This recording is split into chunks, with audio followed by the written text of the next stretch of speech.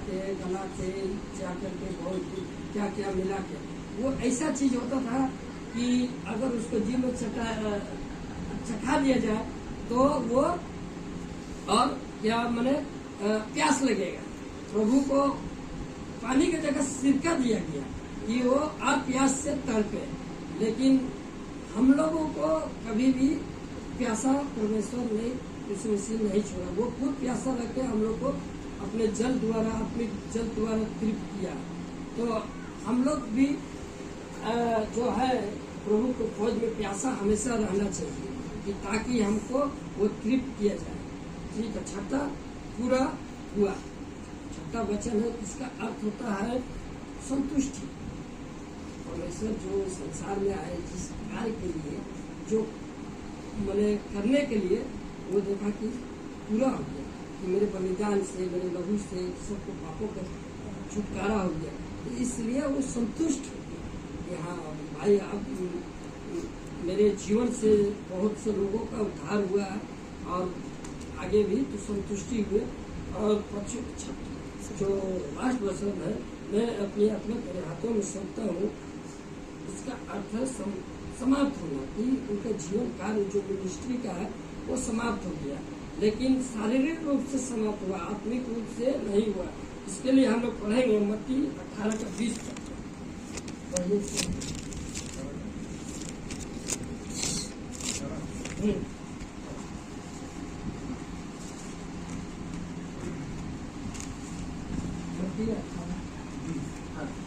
क्योंकि जहाँ 2 या 3 मेरे नाम से इकट्ठा होते हैं, वहाँ मैं उनके बीच में होता हूँ।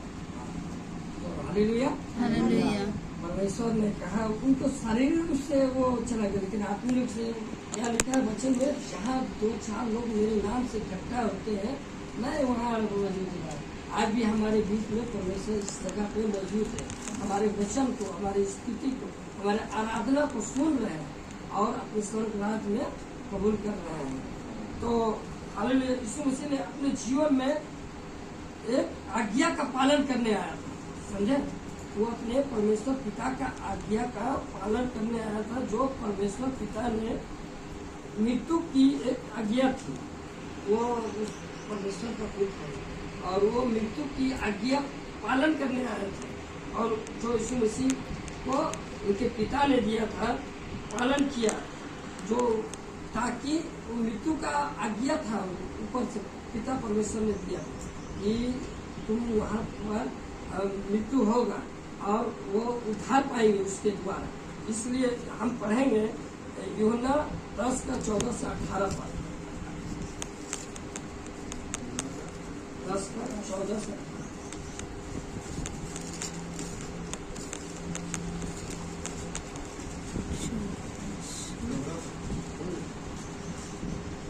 अच्छा चरवा मैं हूँ, मैं अपनी भेड़ों को जानता हूँ और मेरी भेड़ें मुझे जानती है।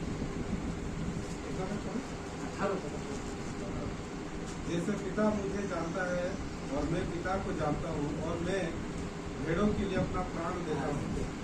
क्या लिखा हुआ है? हाँ, भेड़ों के लिए अच्छा चरवाहा मैं हूँ। कौन है? परमेश्वर अच्छा चरवाहा। और क्या करता? भेड़ों के लिए प्राण देता। वो प्राण देने ही वो क्रूस पे आए थे, समझे? और वो हमारे लिए आए थे कि अच्छा चरवाहा हम लोग बन सके, कि हम उसके लिए प्राण दे सके। आगे मेरी और भी भेड़ें हैं जो इस भेड़शाला की नहीं। हाँ, और कौन भेड़े हैं? और भी भेड़े हैं जो यीशु मसीह के रास्ते से भटक गए हैं, जो संसारिक रास्ते में चले गए हैं, जो यीशु मसीह को नहीं जानते हैं। और भी भेड़े हैं, उनको भी वापस लाना है। मुझे उनका भी लाना अवश्य है। वे मेरा शब्द सुनेंगी, तब एक ही झुंड और एक ही चरवाहा होगा। हाँ, क्या होगा? एक ही झुंड, एक ही चरवाहा होगा, जो सिर्फ प्रभु यीशु से।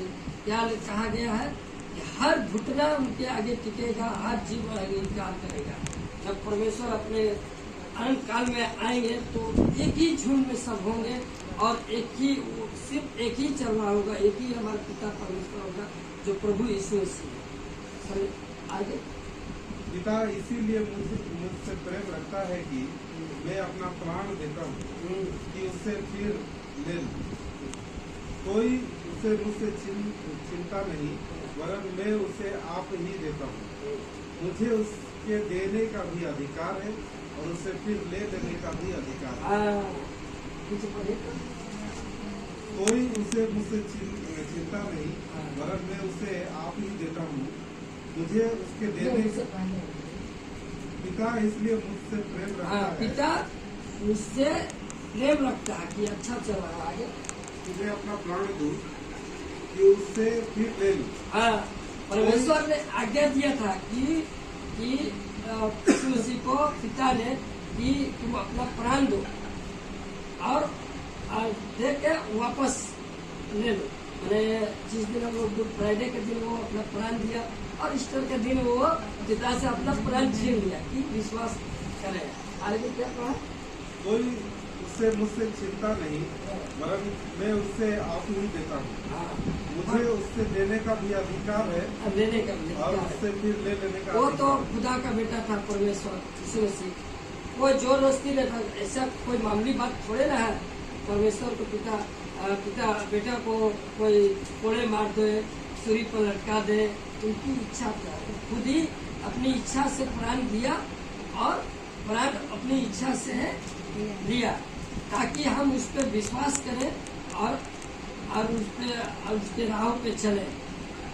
और आज बस मैं इतने से कहकर अंत करता हूँ ताकि हम धन्यवाद देते प्रभु जी, आपने हमें सुबह